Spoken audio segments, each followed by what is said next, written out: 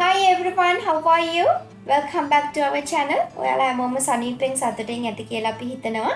ඉතින් අදත් අපි අලුත් වචනයක් ඔන්න ඔයාලට අරන් ඇවිල්ලා තිනවා addicted.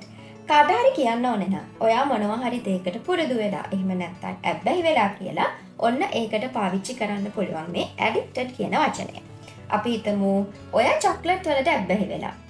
I addicted to chocolate. මම නවල් කියවන්න ඇබ්බැහි වෙලා. I addicted to read novels.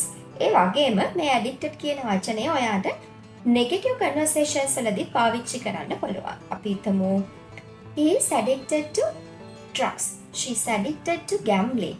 මෙන්න මේ වගේ මේ addicted කියන වචනය ඔයාගේ conversation එකේ ඒ ස්ථානයට අදාළව ඔයාට ගලප ගන්න පුළුවන්.